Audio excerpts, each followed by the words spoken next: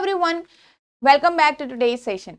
In this we are going to discuss the previous year questions of paper 2022. Okay, reasoning questions हम discuss करने वाले हैं. I hope you have already watched the sessions before this. ठीक है, हमने revision class 1, 2 and 3 cover किया है, and in which we have already discussed the previous year questions of 2019, 20 and 21.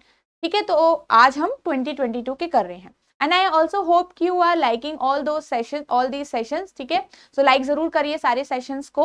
Okay, so let's start the session with this discussion of comprehensive guidebook. So basically this is an informative book. ठीक है, जिसको आप download कर सकते हैं क्योंकि ये ई book है, तो आप डाउनलोड करके सेव करके रख सकते हैं. वीडियो के नीचे डिस्क्रिप्शन में आपको एक लिंक दिखेगा जहां पे आप क्लिक करके इसको इजीली डाउनलोड कर सकते हैं विदाउट एनी कॉस्ट. बेसिकली ये आपको क्या इंफॉर्मेशन बताती है आपके सीसेट एग्जाम के बारे में, चाहे आपको सिलेबस जानना हो, चाहे आपको एग्जाम का पैटर्न जानना हो, चाहे आपको डिटेल सिलेबस जानना हो किसी भी सेक्शन का, तो सारी चीजें यहाँ पे आपको अवेलेबल मिल जाएगी. ठीक है, तो आप डाउनलोड करके इसको यूज कर सकते हैं. Okay, so let's start our first question of today's session. तो first question, PQRSTU are 6 members of a family. R is the spouse of Q, U is the mother of T and S is the daughter of U. अब इसको कैसे बनाना है? R married है Q से. When we know that R is a spouse, we do not know the gender here. ठीक है? U is mother of T and S is the daughter of U. दो अलग अलग persons हैं. U is mother of T and S is daughter of U also. So अगर S daughter है, so S must be the sibling of T. P's daughter is T. Now P's daughter is T means T का already एक parent है. Now P is also the parent of T. So it means P and U must be married couple. U is already a female, so P must be a male member. T is the daughter, so T must be a female. And our son is P. P is the son of R. Now we know that R and Q are married. Okay, so this is the family tree. We have 6 members, complete 6 members are there. Okay, there are 2 couple in the family. We have 2 couples in the family, right? Which one of the following is correct? Now, अब देखो इन चीजों में क्या है कि हमारे पास R और Q का जेंडर अभी भी नोन नहीं है, तो ये इतने का इतना ही रहेगा. This is the complete family tree now. ठीक है, विद द गिवन डेटा. तो A option, Q is the grandfather of T. Now we do not know the gender of Q, so that's why हम इसको क्या कह सकते हैं, इसको क्लियरली नहीं कह सकते हैं, राइट? नेक्स्ट देखो, Q is the grandmother of T. इसको भी हम क्लियरली नहीं कह सकते हैं because we do not know the gender. Q can be grandmother, Q can be grandfather. कोई एक सिंगल चीज नहीं है. R अगेन, R का भी आप एक जेंडर नहीं पता कर सकते, तो मदर फादर कुछ भी. T is the granddaughter of Q. Now we know the gender of T here. T is the granddaughter of Q, right? So this will be the correct choice. Okay? जिसका gender पता है, जिसका generation पता है, उसी का answer आप यहाँ पे बता सकते हो डेफिनेटली. नेक्स्ट क्वेश्चन देखते हैं. This is the question of again data sufficiency blood relation. Question है, Z brother of X is Z brother of X. Now जब Z ब्रदर है X का, ये आपको पता चलेगा किसी भी स्टेटमेंट से, देन ओनली आपका आंसर आ सकता है. अगर आप Z का जेंडर नहीं पता कर पाएंगे, दैट मीन्स कि आपका जो आंसर है नहीं निकल पाया. ये चीज ध्यान रखिएगा. तो from first statement X is brother of Y and Y is brother of Z. So how we are going to make the family tree? तो X is brother of Y and Y is brother of Z. So, but still we do not know Y can be male and female, right? X brother, Y brother of Z, खत्म. ठीक है. Next, from next statement again X, Y and Z are sibling. Now we do not know the gender of anyone. अब इन दोनों को mix भी कर लोगे आप, तो भी आपको ज्यादा से ज्यादा यही पता चलेगा कि X and Y are male persons, Z can be male and female. Again it means we do not know कि Z आपका ब्रदर है या सिस्टर है, क्या है.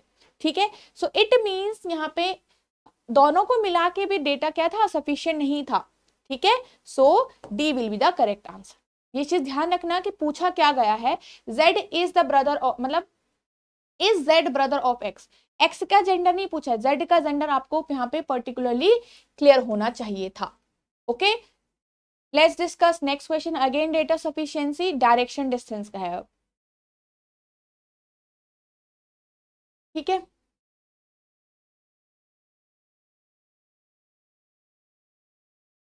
वी हैव टू स्टेटमेंट, ठीक है, हमारे पास टू स्टेटमेंट्स हैं यहाँ पे।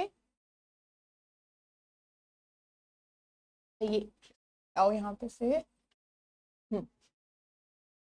क्वेश्चन है, how far is city P from city Q, कितना दूर है सिटी पी सिटी क्यू से। So first statement is Q is 18 kilometre from city are.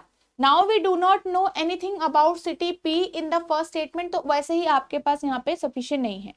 In the second one, P is 43 kilometer from R. Again, we do not know about Q here.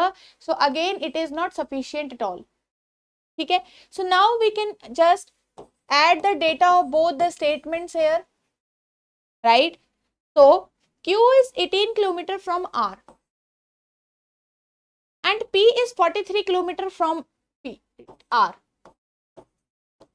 But this is not a particular diagram of 3 points. Why? Because we do not know the direction of Q, R and P with each other. हमारे पास कोई उनका respective direction ही पता नहीं है कि क्या Q जो है वो नॉर्थ ईस्ट है या नॉर्थ है या साउथ है R के। तो दैट्स वाई आपका ये डायग्राम ऐसे भी बन सकता है, आपका ये डायग्राम ऐसे भी बन सकता है, ठीक है, गॉट इट। तो ये आपकी चीजें हो सकती है। अगेन ये डायग्राम ऐसे भी बन सकता है, R can be here and then Q can be here. So it means we cannot determine a particular direction or the distance of P and Q in all the figures. ठीक है, तो ये किसी भी टाइप से आपको यहाँ पे हमारे पास बस ये पता है कि उन सबके बीच का डिस्टेंस पता है, but we do not know the direction, then only we can fix the points, right. So हमारे पास क्या हुआ, इन दोनों को मिला के भी हमारा जो डेटा है वो सफिशिएंट नहीं होगा, क्या बताने के लिए, the distance between P and Q। Okay, now next question देखते हैं। 6 persons A, B, C, D, E and F sitting equidistant from each other around a circular table facing the center. Question is, who is sitting on the immediate left of A? We have to find this. तो इसी पे ध्यान रखना कि आपको ये main है। Statement 1 is B is sitting opposite to C and D is sitting opposite to E. 6 persons are there. B is sitting opposite to C and D and E can be like this, right? D and E can be like this, D and E can be like this. Okay, it means we cannot fix the position of D and E. तो हमारे पास यहाँ पे A की भी position कोई fix नहीं हो पा रही है, ठीक है। सो यहाँ पे we cannot place A at a particular position. आगे देखो, F is sitting on the immediate left of B. F is sitting on the immediate left of B. इसमें तो सिर्फ F और B की पोजीशन पता कर पाएंगे, बाकी कुछ नहीं। Now we can easily think that हम यहाँ पे we can just combine the data of 1 and 2. Even if we combine the data of 1 and 2, आपके पास क्या है देखो, 6 persons ऐसे करोगे आप, सारे इनसाइड है, ठीक है। So B is opposite to C, F is immediate left of B, so F will be here. Okay, now D is opposite to E, तो D और E आपका ऐसे ऑपोजिट होगा और कोई यहाँ पे ऑपोजिट का बचा ही नहीं है, तो D और E की अभी भी पोजीशन फिक्स नहीं होगी, तो D और E can be here, D और E can be here, meaning if D will be at this place, so E will be at this place, और if D will be at this place, so E will be at this place. तो मतलब वो दोनों अभी भी अपनी position को shuffle कर सकते हैं, but we know that D और E इसी प्लेस पे आएंगे। अब एक प्लेस खाली बची है सिर्फ A के लिए, तो A के लिए आपका ये पोजीशन खाली है, बट हमने A का पोजीशन तो पता कर लिया, बट हमको A का पोजीशन नहीं, उसके इमीडिएट लेफ्ट कौन बैठा है वो पता करना है। As you can see we have a slash, या तो D होगा या तो E होगा, इन दोनों में से एक पर्सन उसके इमीडिएट लेफ्ट बैठा होगा। It means we can not find out a particular person, एक सिंगल पर्सन हम नहीं फाइंड आउट कर पाए। हमारे पास एक तरीके से दो पॉसिबल आंसर्स यहाँ पे आ रहे हैं, राइट। सो हमारे पास इन दोनों को मिलाकर भी डेटा सफिशिएंट नहीं है। Okay, got it. चलिए आगे बढ़ते हैं यहाँ पे से। Again this is a question, data sufficiency का ही है आपके पास ये क्वेश्चन, ठीक है। तो we have to find which lecture is in the third period. देखो थोड़ा बहुत अब ध्यान भी लगाना है, थोड़ा दिमाग से भी इसमें काम लेना है कि चीजों को अरेंज कैसे करोगे आप, right. So for that you have to practise. Which lecture is in the third period. So आपको थर्ड पीरियड पे लेक्चर जो है वो फाइंड आउट करना है. Again lecture F is preceded by A and followed by C. This means that F will be like this, A will be like this and C will be like this. ये sequence ऐसा ही चलेगा. Meaning सबसे पहले A हो गया, फिर F हो गया, फिर C हो गया. सबसे पहले का मतलब सबसे पहला वाला लेक्चर नहीं, 8 AM से 2 PM तक का लेक्चर का आपका चल रहा है यहाँ पे. ठीक है. So sequence of these 3 will be like this. A, F और C में ही सीक्वेंस आएगा. तो यहाँ पे आपको थर्ड लेक्चर का तो पता नहीं चला. वाई? बिकॉज अगर आप ध्यान से देखो, if you make a table, अगर मैं आपको क्लियरली समझाऊं, 8 PM फिर ठीक है 9, हर कोई एक एक घंटे का है, तो 10, 11, 12 और 1, 6 लेक्चर हो गए.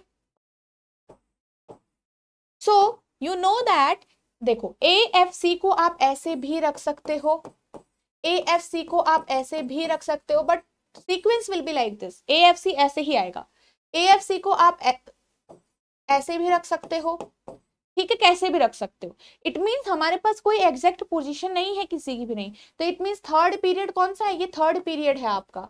यहाँ पे आपको कौन है वो, कितने सारे लोग आ गए, इतने सारे. इट मीन्स एक सिंपल आंसर नहीं है. अब देखो next, there is no lecture after B. There is no lecture after B means ज्यादा से ज्यादा बी जो है वो लास्ट वाले सेकेंड वाले स्टेटमेंट में लास्ट में आ जाएगा. बट फ्रॉम स्टेटमेंट सेकेंड हमको बाकियों को तो पता ही नहीं चल रहा.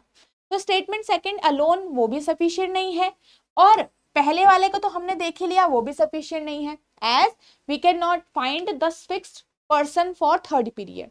ठीक है, लेक्चर फॉर थर्ड पीरियड. तो अगेन अलोन ये सफिशिएंट नहीं है. अब हम क्या करें, 1 और 2 को कंबाइन करें. B, we can place B here, B here, B here. किसी भी केस में बी को रखने के बावजूद there is no difference. Now again we cannot find out the third period lecture. It can be C, it can be F, it can be A, right? So हमें एक fix answer चाहिए होता है. It means किसी का भी data mix करके भी आंसर नहीं आया है. ओके, चलिए, आई होप आपको ये अच्छे से समझ में आया होगा. ध्यान से देख लेना इस क्वेश्चन को, प्रैक्टिस करना खुद से, और इस टाइप के कोई और भी क्वेश्चन आपके एग्जाम में कभी आते हैं तो यू कैन सॉल्व दिस. ठीक है, तो हर चीज का बेसिक ढंग से पढ़ो, हर चीज का थोड़ा बहुत प्रैक्टिस जरूर करो. इजी क्वेश्चंस की भी करो और अपने यूपीएससी लेवल के क्वेश्चंस की भी प्रैक्टिस साथ में साथ करते रहिए. एंड प्रीवियस ईयर क्वेश्चंस को स्किप नहीं करना है, सीखना जरूर है. ओके, तो this is the course here. Again if you think that you want something to push you, ठीक है, एक आपको हेल्प, एक एड चाहिए साथ में, तो यू कैन ज्वाइन अस. ठीक है, तो ये कोर्स है जिसमें आपके कॉन्सेप्ट क्लासेस इंक्लूडेड हैं, आपके टेस्ट सीरीज इंक्लूड हैं, फुल लेंथ हो चाहे सेक्शनल हो चाहे टॉपिक टेस्ट हो. Weekly live doubt sessions will be there, and आपके लाइव रिवीजन क्लासेस भी वहाँ पे कंडक्ट की जाती हैं. ओके, तो ये चारों आपके फीचर्स हैं इस कोर्स के अंदर. आपका मैथ्स भी इसमें कवर है, इंग्लिश भी कवर है, कॉम्प्रहेंशन पार्ट, आपका रीजनिंग भी कवर्ड है इसमें. ठीक है, and this are your mentors. ठीक है, ये सारे आपके मेंटोर्स हैं. And if you want to know more about this course, so आप क्या कर सकते हो, इस नंबर पे you can call us on this number. ठीक है, जहाँ से आप और ज़्यादा डिटेल ले सकते हो. ठीक है, जितना ज़्यादा हो सके आपको डिटेल यहाँ पे मिल जाएगी, अच्छे से आपको क्लियरली समझ आ जाएगा. And for PDFs of this session join the Telegram group. वहाँ पे आप जाके वहाँ पे आप देख सकते हो सारी सेशन के आपको PDF अवेलेबल होंगी. And do like these videos. ठीक है, जितना हो सके उतना शेयर कीजिए और लाइक कीजिए इन वीडियोज को, इन सेशंस को. तो I hope all these sessions were very helpful to you. ठीक है, आप सारे सेशन आपने अच्छे से सॉल्व किए होंगे, अच्छे से क्वेश्चन सॉल्व किए होंगे इसमें, एंड सारे सेशन आपके लिए बहुत ज़्यादा हेल्पफुल साबित होंगे आपके आने वाले एग्जाम के लिए. तो thanks for watching the video.